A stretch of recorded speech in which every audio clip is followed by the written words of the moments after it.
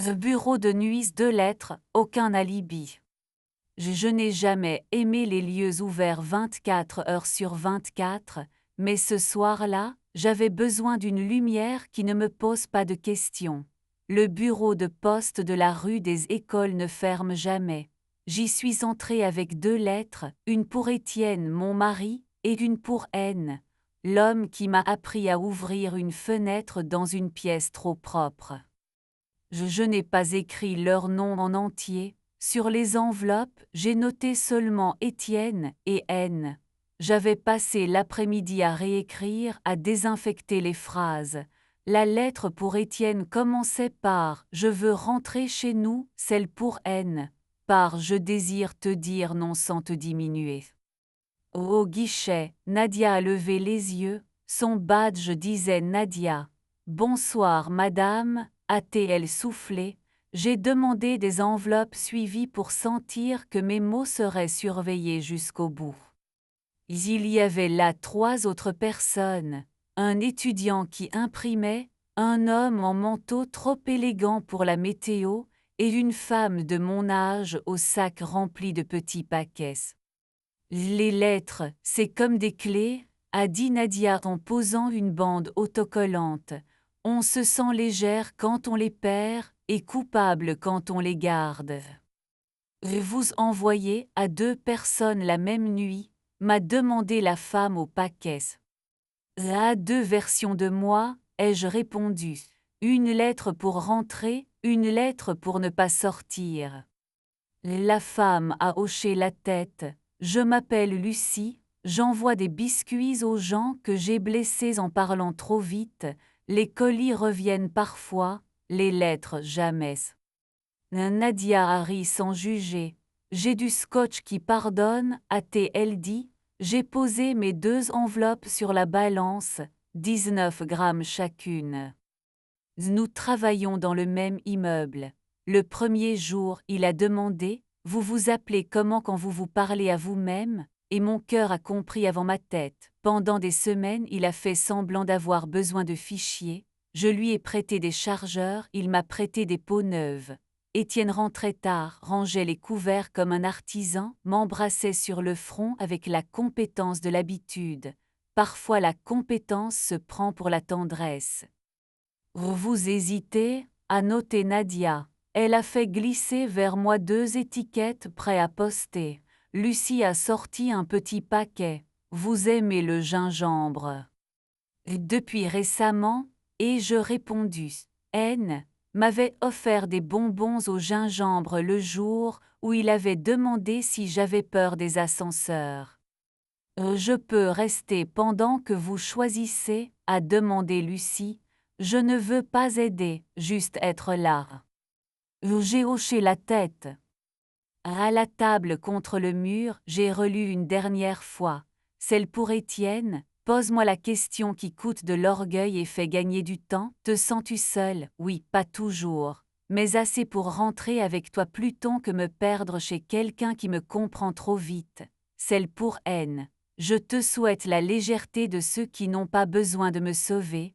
Je te rends le bonbon au gingembre, je garde le goût. Je pouvais poster les 2, une seule, ou tout déchirer. J'ai pensé à nos listes d'épicerie à accent grave tu veux du thé, au lieu de tu veux être touché. J'ai pensé à N, à sa retenue qui croyait me respecter, à ce qu'il ne me demanderait jamais, tu veux que je sorte de la scène. Vous voulez que je vous dise ce que font les gens, a proposé Nadia. Ils envoient celles qui leur ressemblent, ils gardent celles qu'ils aimeraient mériter. Et vous envoyez quoi? A demandé Lucie. Moi j'envoie des recommandés à moi-même, a souri Nadia. Je les lis ici, pour être sûr que quelqu'un m'entende. Le monsieur élégant regardait la porte comme on regarde un miracle. Il a fait un pas, reculé, sourit à personne. Je me suis demandé si un toit l'attendait, si un vent allait blanchir ses intentions. Je poste celle pour Étienne, et je dis, les mots ont sonné comme des pièces. Lucie a fermé les yeux une seconde. et l'autre. Je l'ai retourné entre mes doigts. Il y a des phrases qui n'ont besoin d'exister que pour être dites une fois. Poubelle confidence, a indiqué Nadia en montrant une corbeille bleue, déchets papier. On ne lit pas les déchets ici, on les honore. Je l'ai déchiré en bandes égales. Mes épaules ont seulement descendu d'un étage. Lucie m'a tendu un biscuit. Au gingembre, parfois le goût reste et c'est bien, on n'est pas obligé d'oublier pour être fidèle.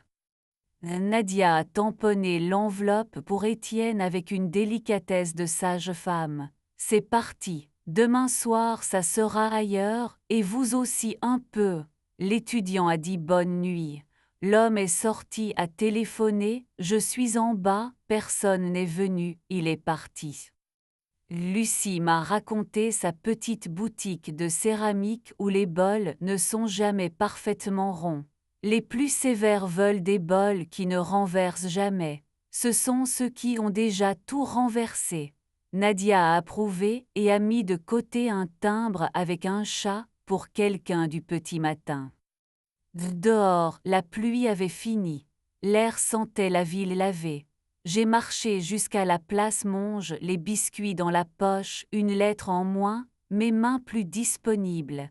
Je savais seulement que je ne voulais pas arriver avec un discours, mais avec de la mende, des couverts posés autrement, une question à la bonne heure. À la maison, la lumière du couloir était restée allumée.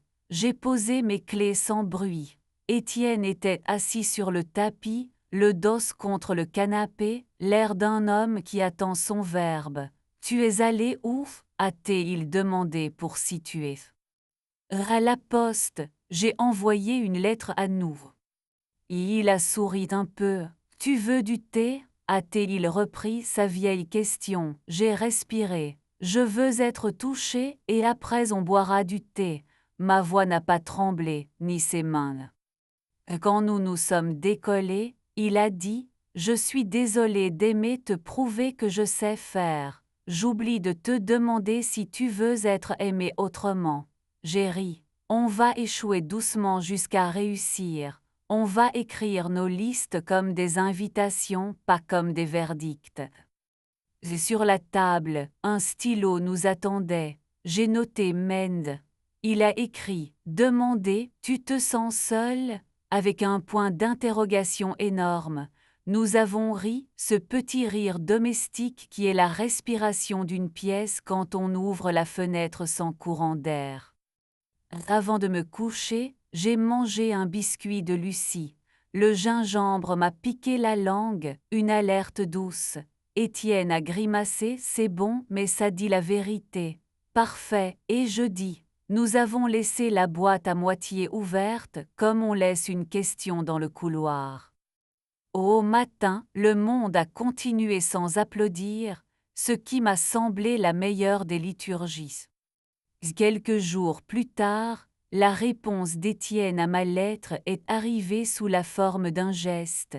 Il avait déplacé les vers à une hauteur où je pouvais les attraper sans me grandir. Sur le frigo, un papier, on marche ce soir, pas pour aller quelque part, pour être dehors ensemble. Je n'ai pas revu N sur un toit, 2 fois au détour de l'ascenseur. Il a dit salut en me regardant au milieu du front, comme on regarde le centre d'un tableau pour ne pas tomber amoureux d'un détail. Il m'a rendu mon chargeur, puis ma version de moi-même qui souriait au vent. Nous avons laissé le gingembre à sa place, sur la langue, pas dans les bras. Nadia me connaît, parfois elle me montre un timbre avec un chat ou un phare. Vous voyez, dit-elle, les phares n'épousent personne. Ils tiennent la lumière jusqu'à ce qu'on sache rentrer. Je dis merci et je repars avec une enveloppe vide pour la possibilité qu'elle contient. Ce n'est pas un alibi, c'est un reçu d'existence. Ce soir, j'écris ceci à la table de la cuisine. Étienne tourne une cuillère dans un bol comme on accorde un instrument. Dans le couloir, la boîte de biscuits fait semblant d'être pleine. J'écoute l'eau pour le thé. Je pense aux lettres qui partent la nuit, aux gestes qui répondent le jour, aux gens derrière les guichets qui apprennent nos alphabets à force de tamponner nos tentatives. La fidélité n'est pas un mur mais un pont à remettre en planche, qu'on traverse en posant d'abord le pied sur la phrase la plus simple, je suis là.